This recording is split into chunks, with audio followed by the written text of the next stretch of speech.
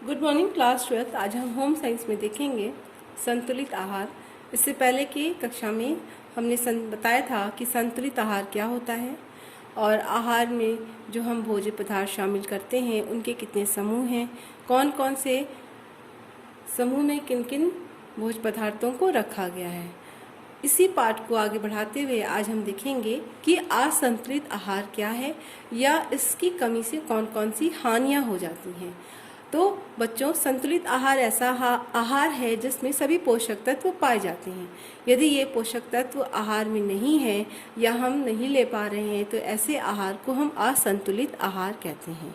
बच्चों, पोषक तत्व जैसे प्रोटीन है, कार्बोहाइड्रेट, वसा, खनिज लवण, विटामिन, जल आदि।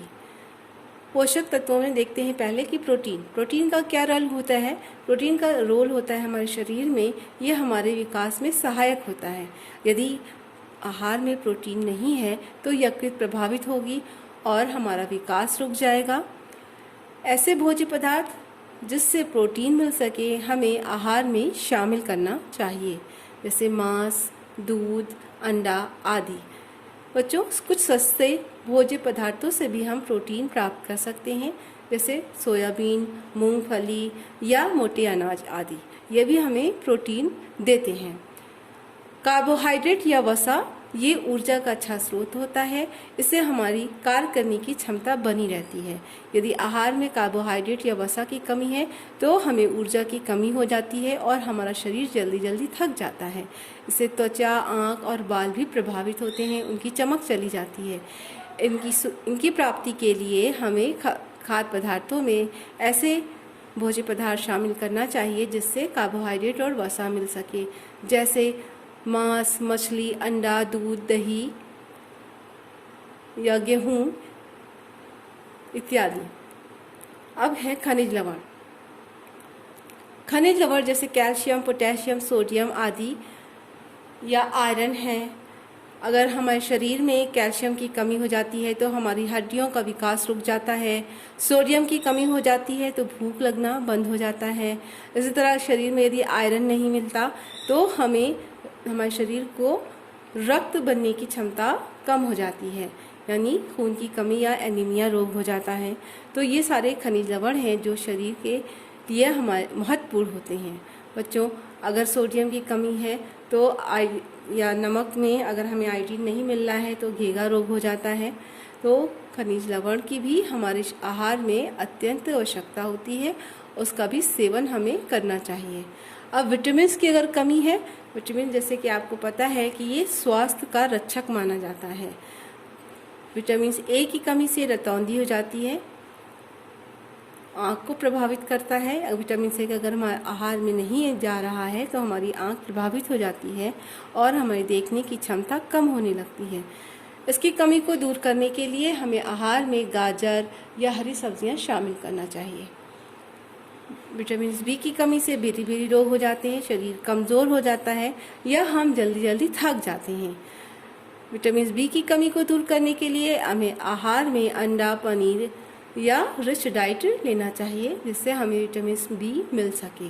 अब विटामिन सी जैसे स्कर्वी रोग, इसकी कमी से हो जाता है। स्कर्वी रोग के कारण शरीर या मसूड़े को प्रभावित करता है, उसमें जल्दी जल्दी से खून आने लग जाता है।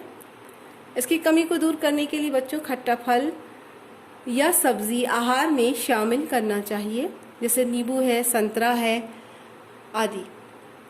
बच्चों, हमारे शरीर में लगभग 70% या 70% जल होता है।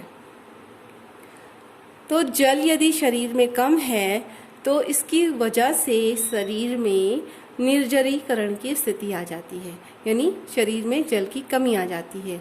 इससे चक्कर, थकान होने लगती है या दस्त या उल्टी होने लगती है और कभी कभी शरीर एकदम ठंडा पड़ जाता है। तो इसके सुधार के लिए, इसके उपचार के लिए हमें ORS का घोल रोगी को देना पड़ता है। यदि ORS का घोल नहीं होता है तो 1 चुटकी नमक और 1 चम्मच चीनी पानी में डालकर हम रोगी को देते हैं, जिससे उसके शरीर में ऊर्जा आ जाए। तो ये सारी चीज़ें हैं।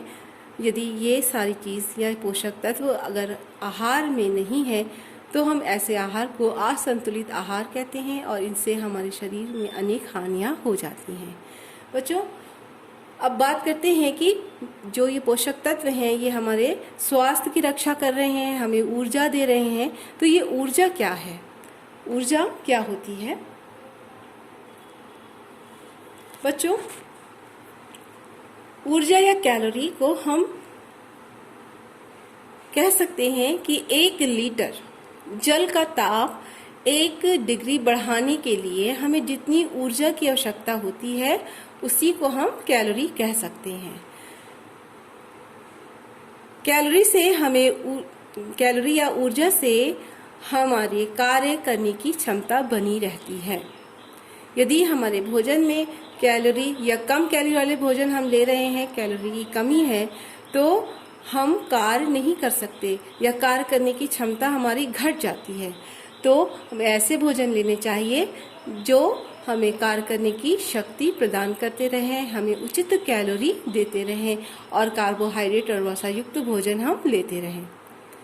तो हमने देखा बच्चों कि संतुलित आहार जिन पोषक तत्वों में होते हैं, जिन पोषक तत्वों के कारण आहार संतुलित आहार कहलाता है, यदि वही पोषक तत्व शरीर में नहीं जा रहे होते हैं या इनकी कमी हो जाती है तो हम ऐसे आहार को असंतुलित आहार कह देते हैं। असंतुलित आहार या भोजन न मिलना या भोजन की शरीर में कमी की स्थिति कुपोषण से पहचानी जाती है। कुपोषण का प्रभाव शरीर पर पड़ता है बच्चों। यदि आहार की कमी है, शरीर को उचित आहार नहीं मिल पा रहा है या पोषक तत्व नहीं मिल पा रहा है, तो ऐसी स्थिति को कुपोषण कहते हैं। और कुपोषण के कारण हमारा स्वास्थ्य प्रभावित होता है, हमारी वृद्धि रुक जाती है। जैसे अगर प्रोटीन नहीं मिल रही है तो हड्डियों का विकास या हमारे शरीर का विकास रुक जाता है। कैल्शियम नहीं मिलता है तो हड्डियां कमजोर हो जाती हैं। कुपोषित भोजन करने से मांसपेशियां कमजोर हो जाती हैं, हम जल्दी जल्दी थक जाते हैं या हमारी कार्य क्षमता में कमी आ जाती है, हमारी अस्थियां विकृत हो जाती हैं, हमारी त्वचा, आंख, बाल की चमक चली जाती है, समाप्त हो जाती है और हमारा शरीर जल्दी जल्दी रोगग्रस्त हो जाता है। यानी रोग जल्दी जल्दी हमारे शरीर को पकड़ लेते हैं। तो बच्चों, इस प्रकार हमने देखा कि आहार में इन पोषक तत्वों का क्या महत्व है और ये सारे पोषक तत्व अगर हमारे आहार में शामिल होते हैं तभी हम कह सकते हैं कि हमारा आहार संतुलित आहार है। यदि ये पोषक तत्व हमारे शरीर में नहीं है तो ऐसे आहार को असंतुलित आहार कहते हैं और इससे हमारे शरीर को अनेक हानियां हो जाती हैं। तो बच्चों, आज के क्लास में इतना ही हम रखते हैं। आप लोग क्वेश्चन एक लिख लीजिएगा कि असंतुलित आहार से शरीर में क्या क्या हानियां होती हैं। पहला प्रश्न है और दूसरा प्रश्न है कैलोरी किसे कहते हैं, और तीसरा प्रश्न है बच्चों कुपोषण का क्या प्रभाव पड़ता है। ठीक है बच्चों, ये तीनों क्वेश्चन कॉपी में कर लीजिएगा।